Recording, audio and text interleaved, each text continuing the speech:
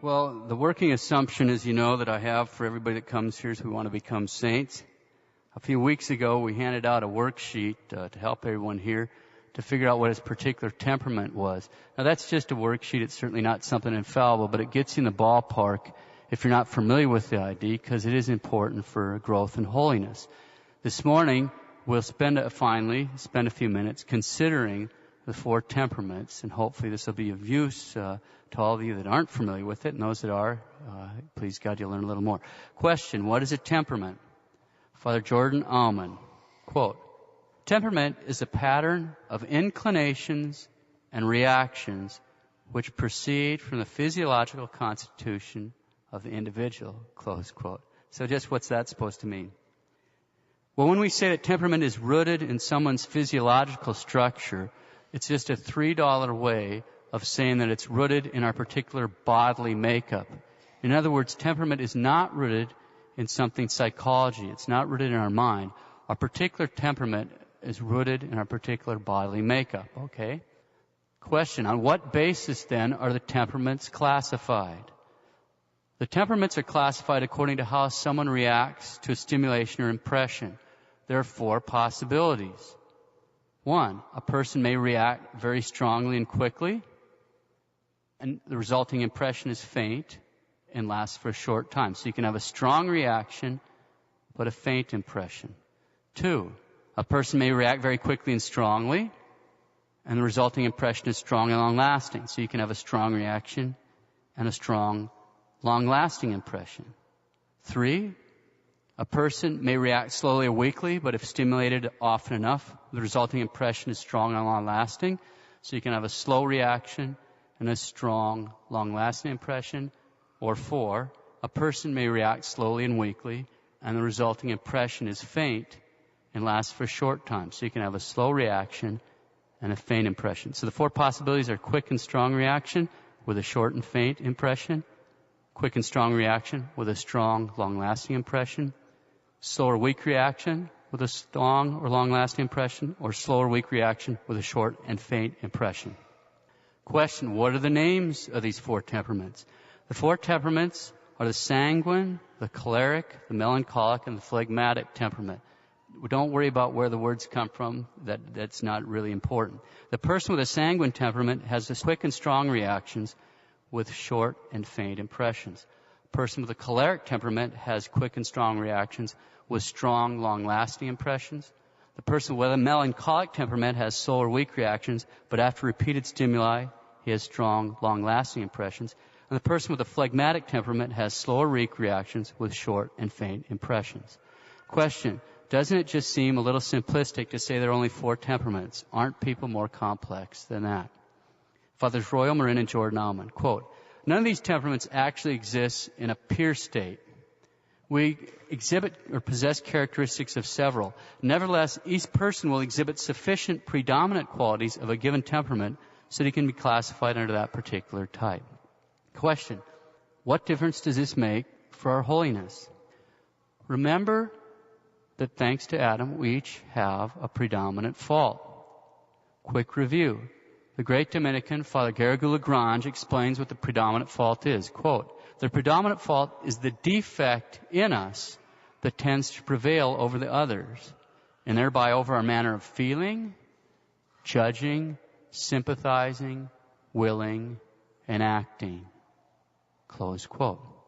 We simply can't make much progress in holiness without identifying and actually kind of going to war and conquering our predominant fault. So what does that have to do with our temperament? Father Garrigou-Lagrange explains, quote, the predominant fault has an intimate relationship to our individual temperament. Their temperament's inclined to softness, sloth, gluttony, and sensuality. Others are inclined especially to anger and pride. We do not all climb the same slope towards the summit of perfection. Those who are soft by temperament must by prayer, grace, and virtue become strong. Those who are naturally strong to the point of easily becoming severe must, by working at themselves and by grace, become gentle. Close quote. In other words, once we know what our temperament is, we have a much easier time determining what our predominant fault is, and that makes it easier to take effective action, to counter, and to conquer it. Question, what are the characteristic strengths and weaknesses of each of the four temperaments? In this section, I'll just rely on Father Chad Ripperger's work. He, in turn, is relying on many different spiritual authors. We'll only describe the general tendencies of each temperament. Number one, the sanguine temperament. Sanguine people tend to have quick and strong reactions with short and faint impressions. People with this disposition tends towards optimism. On the positive side, they tend to be extroverts, friendly, agreeable, compassionate, cheerful, and enthusiastic. On the negative side, they tend to be superficial and inconstant, hasty in judgment. They tend towards talkativeness, prone to vanity, flattery, and envy. They tend to rely on their feelings in matters of religion and can be quickly discouraged. Their predominant faults tend to center around sensuality, making them prone to gluttony and lust. They need to be mindful to avoid bad company, and they should strive to develop the virtues of detachment, silence, temperance, modesty, and chastity. They should practice daily mortifications of the senses, little practices of self-denial. Examples of saints with a sanguine temperament are, according to Father Royal Marin, St. Augustine, St. Teresa of Avila, St. Francis Xavier, St. Rose of Lima. Number two, the choleric temperament. Choleric people tend to have strong and quick reactions with strong, long-lasting impressions. People with this disposition are liable to strong passions and are prone to anger. On the positive side, they tend to react favorably to reason and high ideals. They tend to be very practical and very active with great powers of concentration and endurance. They tend to be strong-willed, constant, and generous. On the negative side, they tend to be obstinate, stubborn, and impatient. They also tend to be domineering and hard and tend to lack compassion and sympathy for their fellow man. Their predominant faults are pride or anger. They need to be mindful to develop the virtues of humility, meekness, kindness, and charity. They should foster devotion to the Sacred Heart, say the litany of humility daily, and read and meditate, especially on the sufferings of Christ, books on humility, and strive to calmly accept humiliations and frustrations. Examples of saints with choleric temperament are, according to Father Royal Marin, St. Jerome, St. Ignatius, St. Francis de Sales. Number three, the melancholic temperament. Melancholic people tend to have slow or weak reactions, but after repeated impressions, the reaction is strong and long-lasting. People with this disposition are liable to sorrow and pessimism. On the positive side, they tend to be sympathetic and have a tenderness and generosity for their friends. They're inclined towards reflection, piety, and the interior life. On the negative side, they surrender too easily. They tend to be overly reserved, except with close friends, and to be overly serious. Their predominant faults are sorrow, fear, aversion, despondency, and despair. They need to pay very close attention to resentful feelings or oversensitiveness and strive to develop a joyous attitude, principally by keeping careful custody of the mind with regard to sad or depressing thoughts. They need to work on the virtues of fortitude, charity, and hope. They should develop a spirit of prayer since they are inclined towards interior life. Examples of saints with a melancholic temperament are, according to Father Royal Marin, St. Bernard, St. Aloysius Gonzaga, St. Therese of Lisieux. 4. The phlegmatic temperament.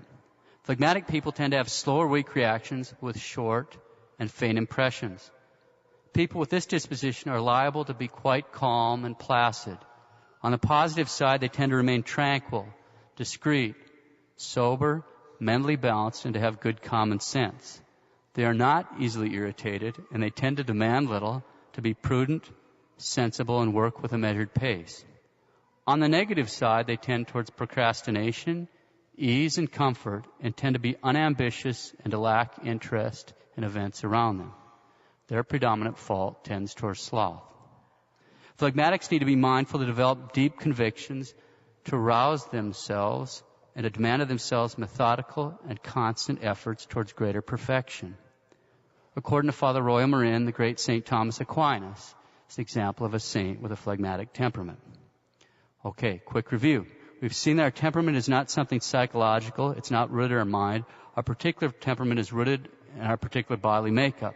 It's a pattern of inclinations and reactions which proceed from the constitution, our physiological constitution. We've seen the temperaments are classified according to how someone reacts to a stimulation or impression, and there are 4 possibilities. The person with a sanguine temperament has quick and strong reactions with short and faint impressions. The person with a choleric temperament has quick and strong reactions with strong and lasting impressions. The person with a melancholic temperament has slower, weak reactions, but after repeated stimuli, he has strong, long-lasting impressions. And the person with a phlegmatic temperament has slower, weak reactions with short and faint impressions. We've seen that the predominant faults of sanguine people tend to center around sensuality, making them prone to gluttony and lust. The predominant faults of choleric people are pride and anger. The predominant faults of melancholic people are sorrow, fear, aversion, despondency, and despair. The predominant fault of phlegmatic people is sloth. Remember that the bottom level, the first level of the spiritual life, is concerned with conquering sin and vice. When we're beginners in the spiritual life, that's what we're concerned with. Having some knowledge and understanding of our temperament can be very useful in understanding our particular strengths and weaknesses and where we need to concentrate our efforts. God put us here to become saints. Let's close with a few thoughts from Fathers Royal Marin and Jordan Almond. Quote, if we were to attempt to delineate the perfect temperament, we would select the best qualities of each. Thus we would take from the sanguine his sympathy, generous heart, and vivacity. From the melancholic, the depth and delicacy of feeling. From the choleric, his inexhaustible energy and tenacity. And from the phlegmatic, his self-control, prudence, and perseverance. In striving for this ideal, we enter upon the problem of the ascetical struggle, which involves the difficult task of the formation of character.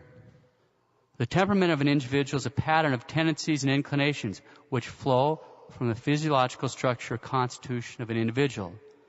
For that reason, it is largely the result of hereditary factors. But character, on the contrary, is a pattern of habits which are the result of education, personal effort, environmental factors, and, of course, the action of grace. Consequently, temperament is the material out of which character is made, much in the same way as clay or marble or wood will be the material out of which a particular statue is fashioned. It is a character which gives form to the personality. Close quote. So character is a pattern of habits resulting from education, personal effort, environmental factors, and action of grace. Temperament is the raw material out of which character is made. Let us, with this increased self-knowledge, strive to become the saints that God has placed us in the world to be.